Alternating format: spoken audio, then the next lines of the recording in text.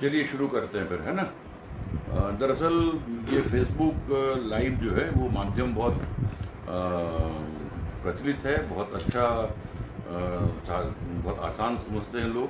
लेकिन मैं चूंकि इसमें आदी नहीं हूँ, तो मुझे बड़ा अजीब लगता है कि सामने कौन सुन रहा है, कौन क्या कर रहा है, कौन किस तरह रिस्पॉन्ड कर रहा है, कुछ नहीं मालूम। और आप मोनोलॉग की तरफ बोले जा रहे हैं, तो ये मेरे लिए बहुत अजीब है। फिर भी कोशिश करते हैं कि कुछ बातचीत शुरू की जाए। बातचीत शुरू करना क्या मतलब, मुझे ही बोलना है।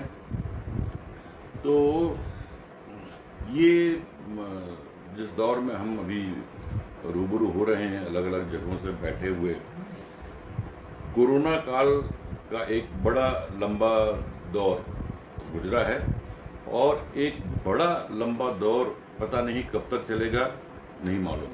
ऐसा लगता है कि दिवाली तक यही माहौल रहेगा। हो सकता है इस साल थिएटर हो ही ना पाए। बहरहाल ये कई तरह की चिंताओं के साथ ये दौर गुजर रहा है। जो लिखने पढ़ने वाले लोग हैं उनको तो आसानी है कि लिखना पढ़ना उनका चालू रह सकता है, कहानी, कविता, नाटक जो भी लिखना चाहें। लेकिन परफॉर्म करने वाले लोगों के लिए ये बहुत दिक्कत की चीज़ है कि न तो नाटकों का प्रदर्शन हो सकता, न उनकी रिहर्सल हो सकती, यहाँ तक कि आपस में मिलना जुलना भी उस तरह से नहीं हो सकता जैसे हम लोग करते रहे हैं। और ये एक मजबूरी का एक माध्यम है कि हम फेसबुक के जरिए या डिजिटल प्लेटफॉर्म के जरिए एक दूसरे से मिल रहे हैं, बात कर रहे हैं। लेकिन ऐसा कोई विकल्प अभी फ़िलहाल नज़र नहीं आता।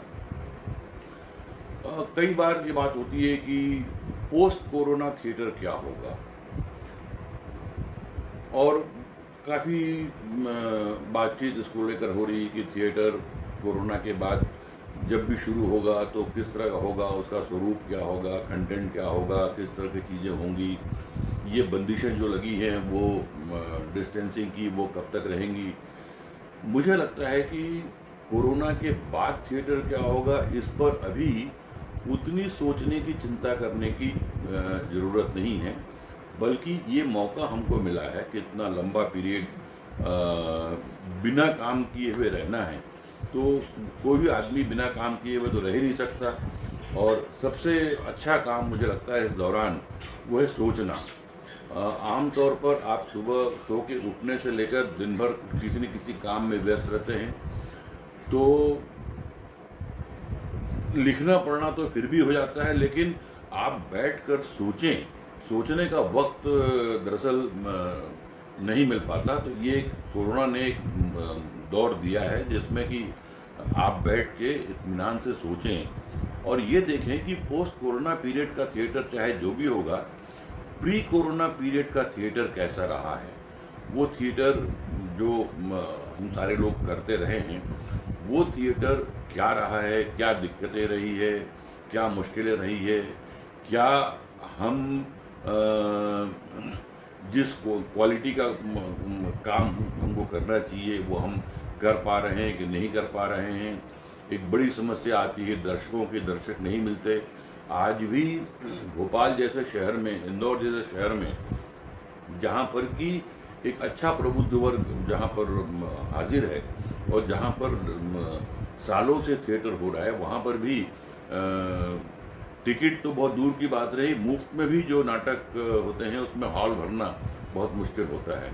आखिर ऐसा क्यों है? यदि हम इस बात पर विचार करें तो मैं समझता हूँ कि किसी न किसी निष्कर्ष पर पहुँचेंगे और किसी उपाय की तरफ हम आगे बढ़ेंगे।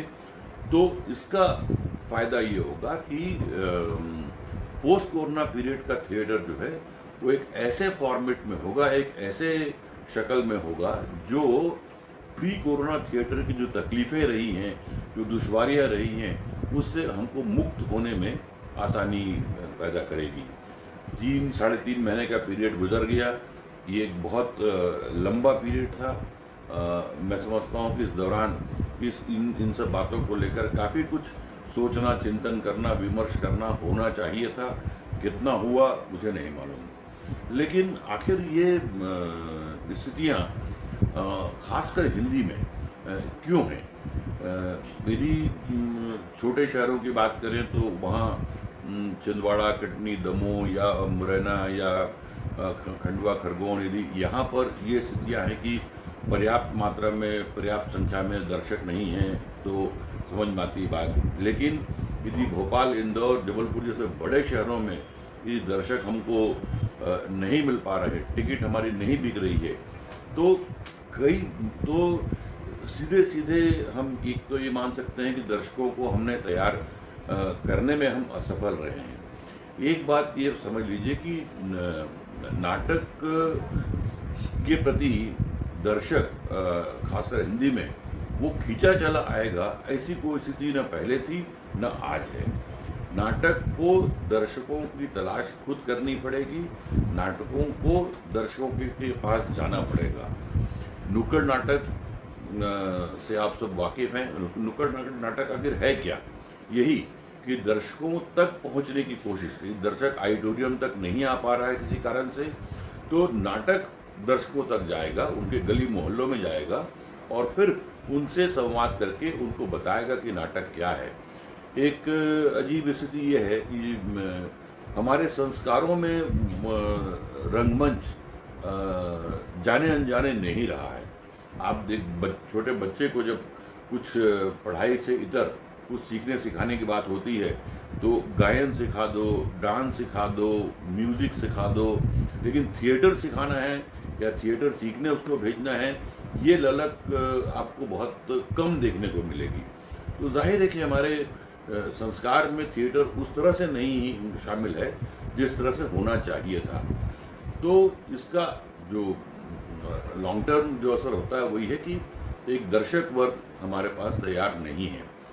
दर्शक वर्ग तैयार करने की दिशा में जो काम होना चाहिए था वो मैं समझता हूँ कि इन छोटे शहरों में वो काम नहीं हो पाया।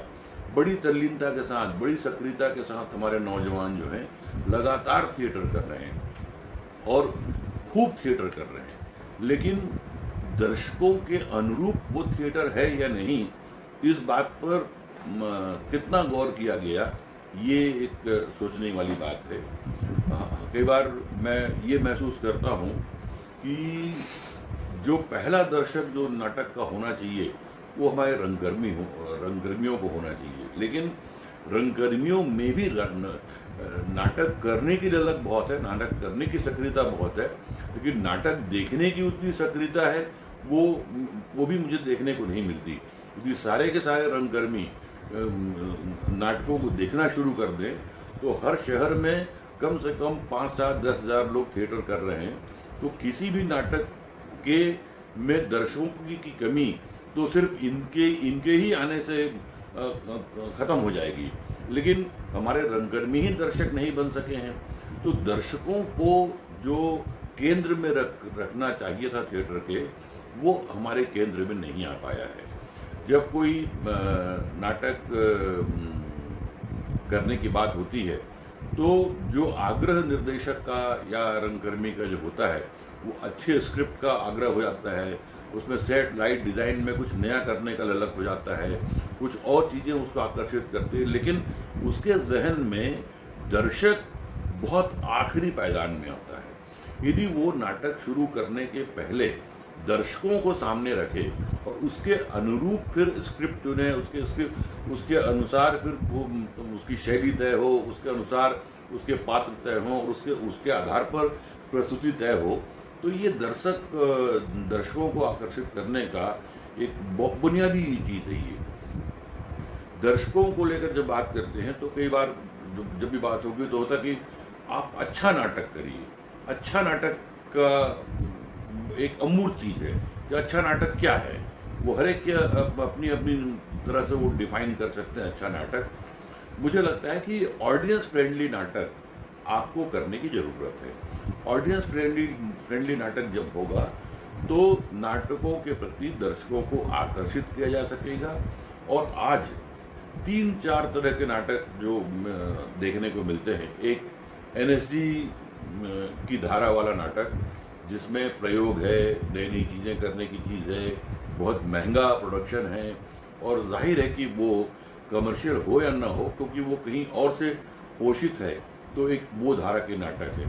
एक बम्बई में होने वाले नाटक हैं जो पूरी तौर पर प्रोफेशनल और कमर्शियल है, जिनको किसी सरकारी मदद की ज़रूरत नहीं है, पूरी तौर पर अपने टिकट पर वो नाटक होते हैं और कलाकारों को अच्छा खासा भुगतान भी उनको होता है। एक और जो नाटक हम छोटे शहरों में या मझोले शहरों में देखते हैं, जो कि बहुत सक्रियता के साथ होने के बावजूद भी उसकी शक्ल जो है वो शौकिया थिएटर जैसी बनी हुई है कि आप अपने थोड़े से जो बचे हुआ वक्त है ऑफिस में या कहीं और काम कर रहे हैं, वो काम करके आप शाम को थोड़ा नाटक कर लीजिए।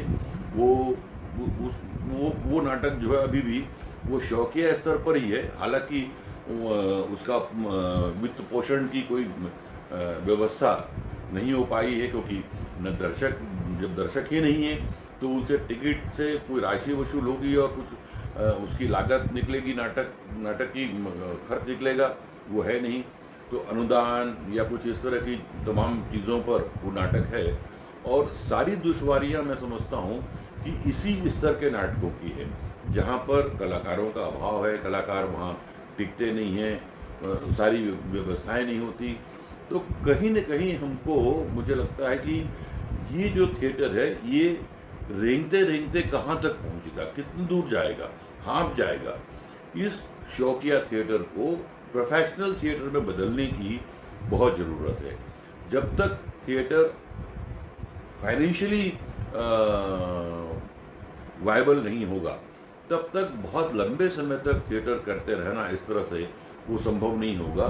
फिर यदि करते भी हैं तो बहुत तरह के कंप्रोमाइज़ करने पड़ेंगे, उसमें जिस तरह का प्रोडक्शन होना चाहिए वो प्रोडक्शन नहीं हो पाएगा और उसमें आर्थिक दिक्कतें एक बाधा बन के आएगी।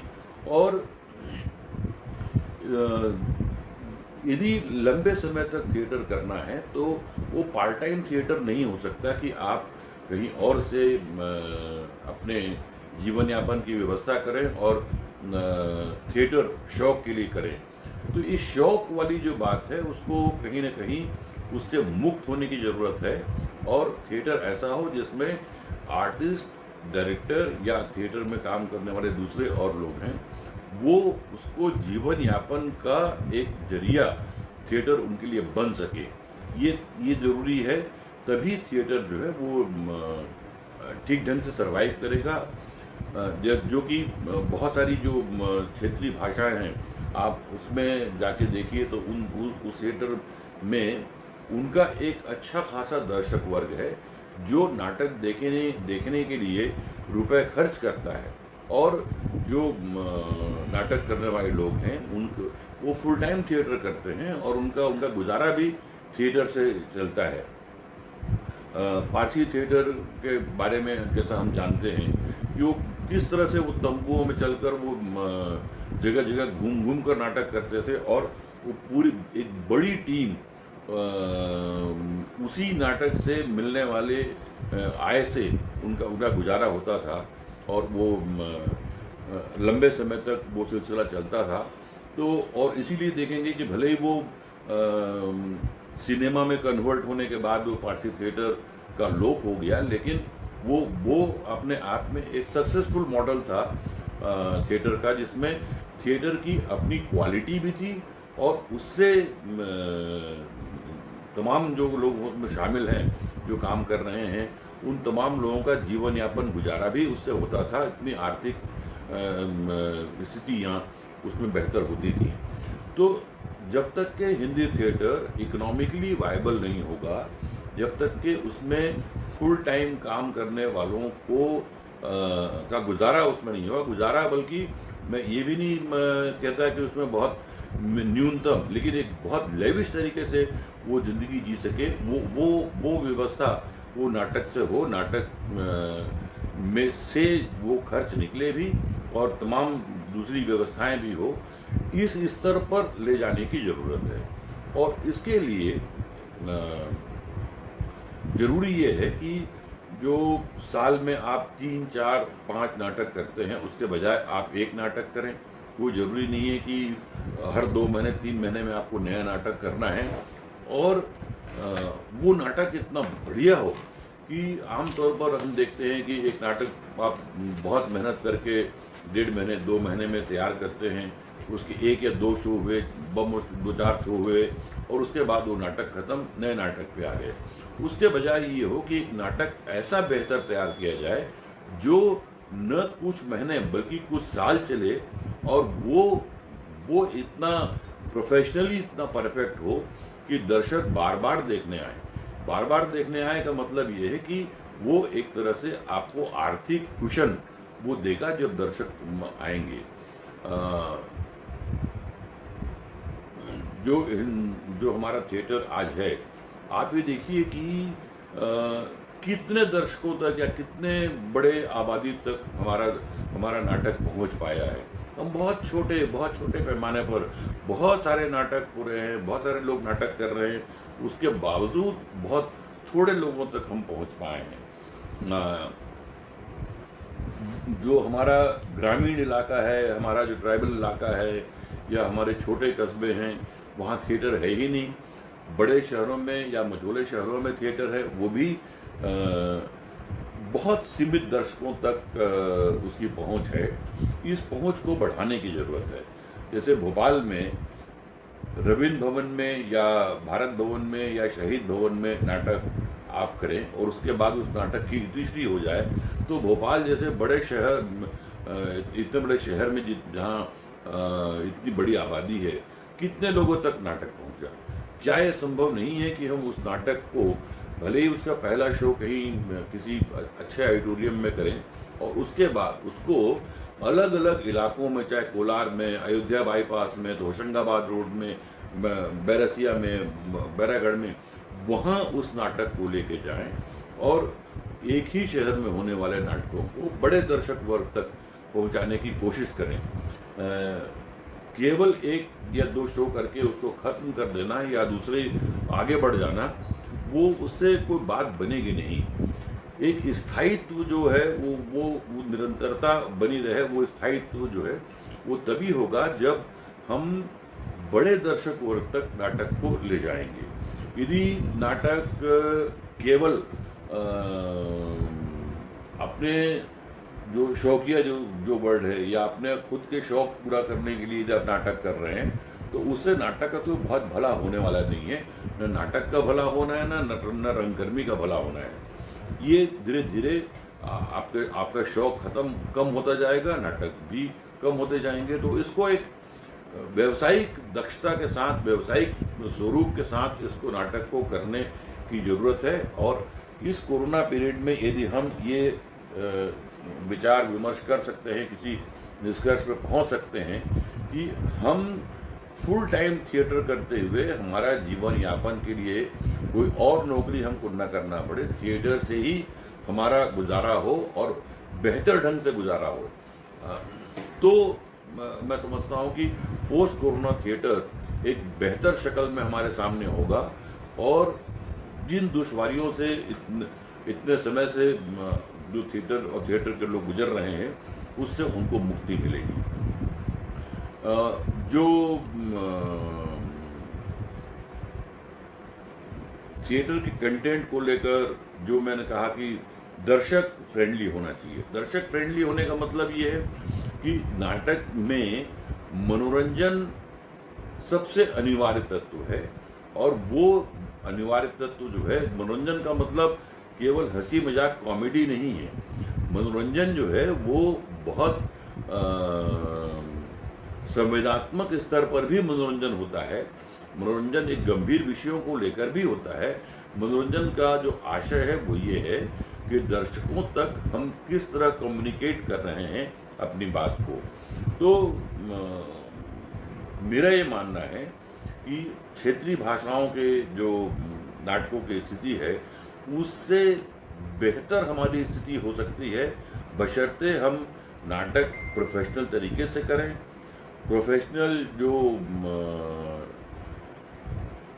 मापदंड हैं उसको अपनाएं और बड़े दर्शक वर्ग तक कैसे पहुंचे, इस बात को विचार करना चाहिए। बहुत सारी जो संस्थाएं हैं,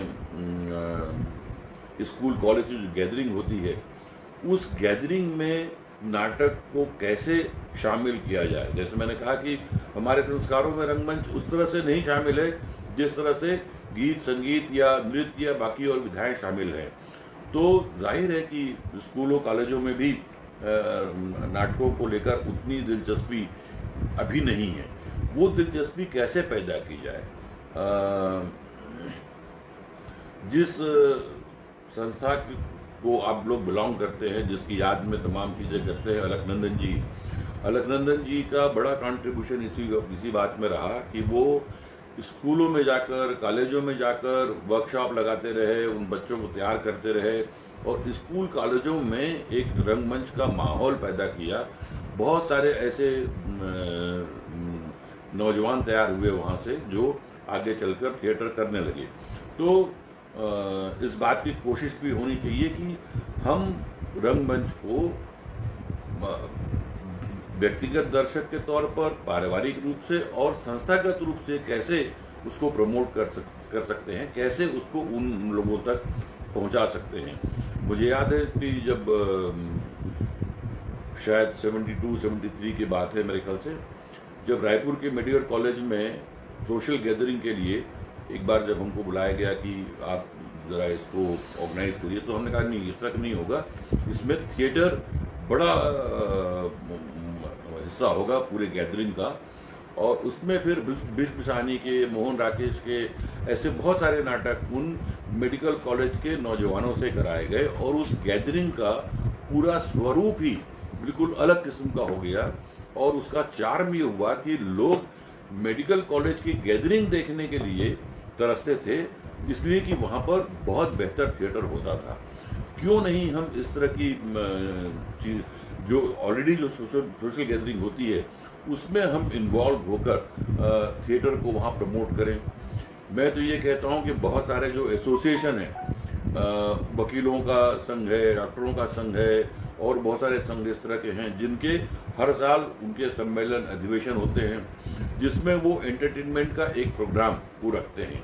उसमें ये जो लाफ्टर जैसे प्रोग्राम के बजाय यदि हम उनके साथ मिलकर काम करें और विधि उस तरह के जो सार्वजनिक जो इस तरह के सम्मेलन होते हैं, उसमें यदि हम नाटक को इंट्रोड्यूस कर सकें, नाटक को शामिल कर सकें, तो एक तो बड़े फलक में नाटक पहुंचेगा और नाटक को एप्रिशिएट करने वाला एक वर्ग तैयार होगा।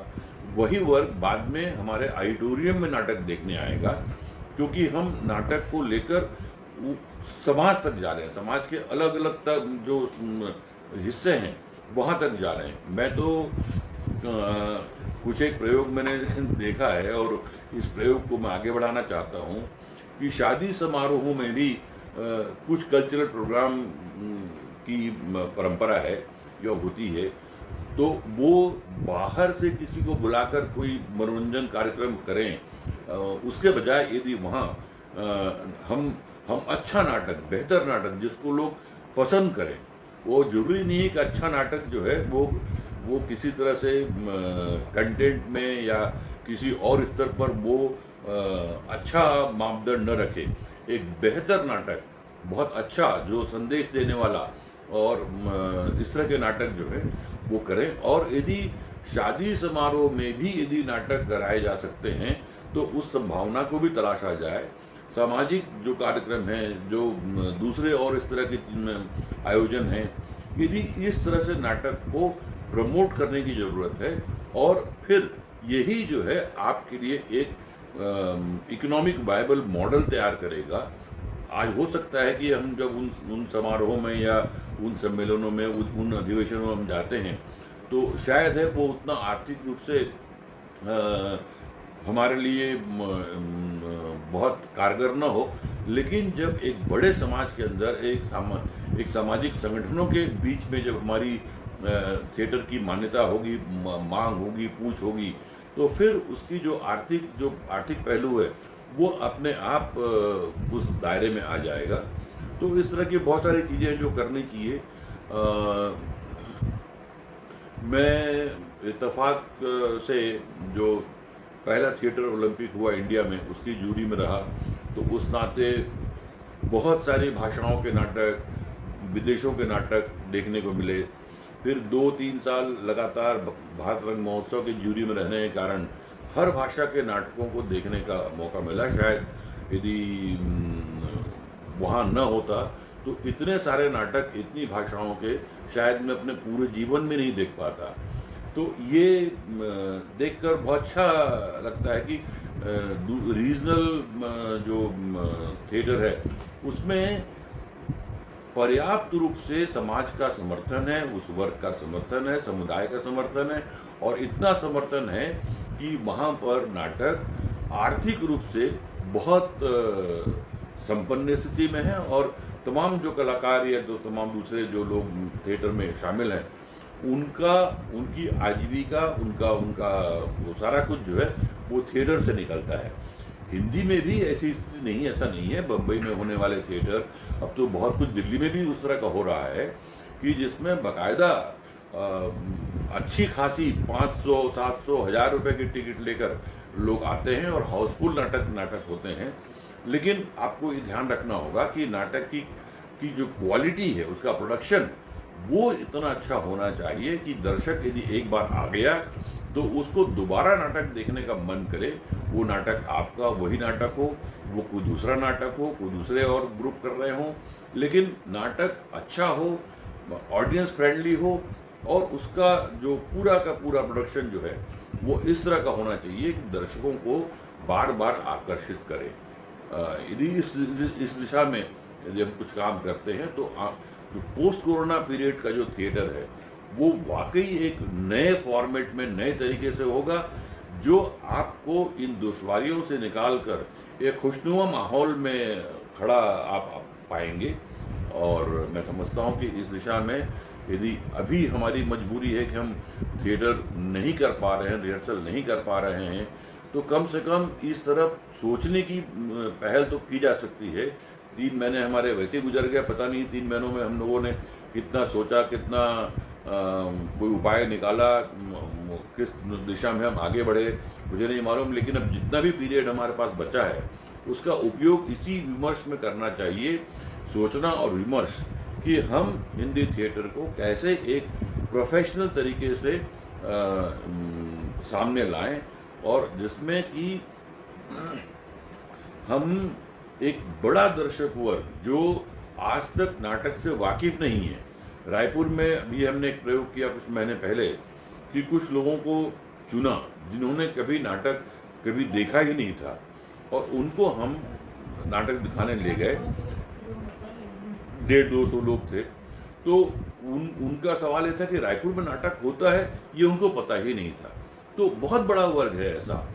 दूसरी चीज़ जो करने की ज़रूरत मुझे लगती है कि नाटक की जो सामाजिक प्रतिष्ठा है, जो उसका एक मान होना चाहिए, वो अब तक स्थापित नहीं हुआ है। आप देखेंगे कि जो एक क्लासिकल में जो लोग काम कर रहे हैं उनकी जितनी प्रतिष्ठा इज्जत है, शायद थिएटर में काम करने वाले को उतना मान नहीं है।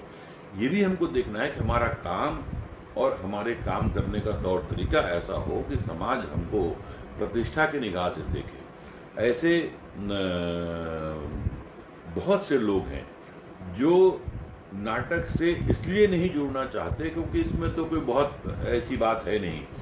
यदि समाज के ऐसे लोग जो संरक्षण देने की स्थिति में हैं, आर्थिक रूप से किसी और रूप में, यदि उनको हम ये एहसास करा सकें कि थिएटर में जुड़ने से आपको सामाजिक प्रतिष्ठा मिलेगी, तो आपकी जो बहुत सारे साधनों की जो दिक्कत है वो इन लोगों के जुड़ने से वो कम हो जाएगी। और जिस तरह से दूसरे संस्थाओं में जाकर वो इसलिए जाते हैं, उन संस्थाओं में रोटरी है, लायंस है, दूसरे और इस तरह के है, ताकि उसमें एक सामाजिक प्रतिष्ठा जुड़ी हुई है। यदि वो सामाजिक प्रतिष्ठा का एहसास उनको ये कराया जाए कि नाटक में जुड़ने से कहीं बेहतर है, नाटक एक बहुत ही ये केवल हंसी ठिठोली का काम नहीं है। नाटक नौटंकी जिस तरह से जितने हल्केपन से दिया जाता है, ये उतने हल्केपन का काम नहीं है, बल्कि सामाजिक सरोकारों से जुड़ा हुआ एक बहुत गंभीर काम है ये। और ये ऐसा काम है जो समाज की सोच को, समाज की तस्वीर को बदलने का मादा रखती है। तो बहुत सारे लोगों को जोड़ने की ज़रूरत है, बहुत सारे प्रोफेशनल लोग हैं जो थिएटर नहीं करना चाहते, नहीं कर सकते, लेकिन थिएटर को अप्रिशिएट कर सकते हैं। इस तरह की जो वर्कशॉप लगते हैं, जो एक्टिंग या डायरेक्शन सिखाने वाले, जैसे सिनेमा का होता है, उस तरह से थिएटर का एप्रिसिएशन वर्कशॉप भी लगना चाहिए, जिसमें आम दर्शकों, आम जो लोगों की भागीदारी हो, उनको बताया जाए कि थिएटर क्या चीज़ है। आप आइए, देखिए, समझिए, हमसे बात कीजिए। मैं तो कई बार ये सोचता हूँ कि जब रिहर्सल आप लोग करते हैं तो उस रिहर्सल को केवल उन कलाकारों तक सीमित न रखकर उसमें और भी लोगों को इनवाइट कीजिए। वो आए, देखें कि रिहर्सल होती कैसे है, नाटक तैयार कैसे होता है, कितनी मुश्किल इसमें है और कितना एफर्ट लगता है। तो फिर जो एक एप्रिसिएशन, सेंस ऑफ एप्रिसिएशन जो डेवलप होगा थिएटर को लेकर, वो आगे चल के थिएटर को आगे बढ़ाने में बड़ी भूमिका अदा करेगा, बहुत मददगार होगा। तो इस तरह की बहुत सारी चीज़ें हैं जो हम लोग आपस में बातचीत करके इवॉल्व कर सकते हैं, और लक्ष्य रहे कि एक अच्छा थिएटर करते हुए हमारे थिएटर में काम करने वाले तमाम लोगों को एक आर्थिक मजबूती प्रदान करें, वो फुल टाइम काम कर सकें और उनकी सामाजिक प्रतिष्ठा स्थापित हो। इससे रंगकर्म और रंगकर्मी दोनों का एक खुशनुमा जो उनका भविष्य है, वो मैं यहाँ पर देख सकता हूँ। मैं समझता हूँ कि इस बात को हम जितनी देर करना चाहें कर सकते हैं, और चूंकि वो मोनोलॉग की तरह से है तो कई बार जो है वो बातचीत का तारतम्य भी नहीं जमता। कोशिश मैंने की है कि एक सिलसिलेवार पे बात की जाए, और इस बात के बहुत सारे डायमेंशन हैं, बहुत सारे उदाहरण हैं, बहुत सारे प्रयोग अलग अलग जगहों पर हुए हैं, कर रहे हैं लोग। थिएटर को एक ग्लैमर से कैसे हम जोड़ सकते हैं, कैसे उसको कर सकते हैं, कैसे हम थिएटर में काम करने वाले लोगों को उनकी पहचान कैसे हम स्थापित कर सकते हैं थिएटर के जरिए, वो तमाम चीज़ों पर बहुत विस्तार से बात हो सकती है।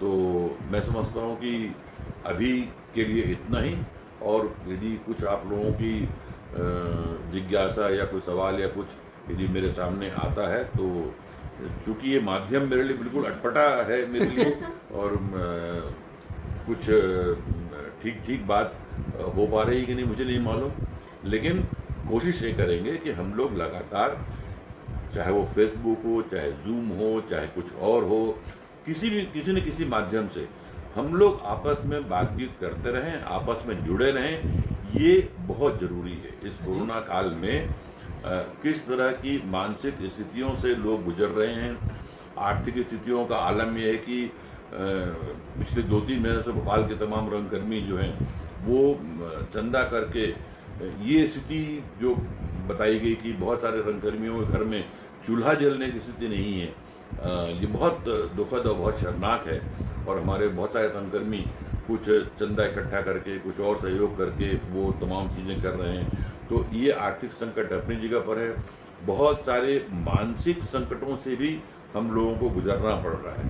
तो ऐसे दौर में जब इस तरह की स्थितियां हैं, तो हम लोगों को एक दूसरे से लगातार बात करते रहना चाहिए, संवाद करते रहना चाहिए, ताकि किसी भी मानसिक संकट से हम लोग एक दूसरे को उबारते रहें, खुद उभरते रहें, और एक जो साथ होने का, साथ जीने का जो थिएटर क्या सिखाता है हमको, हम सब अलग अलग विचारधारा, अलग अलग जाति, अलग अलग धर्म, अलग अलग सोच के लोग किस तरह एक साथ मिलकर थिएटर करते हैं, यानी कि मिलकर जिंदगी जीते हैं। तो मिलकर जिंदगी जीने का एहसास हमारी इस बातचीत में, हमारे विमर्श में बना रहे, और आने वाले समय के लिए हम मानसिक रूप से तैयार रहें कि पोस्ट कोरोना पीरियड जो है वो हमारे लिए एक स्वर्ण काल के रूप में हमारे सामने आए। बस इतना ही, धन्यवाद।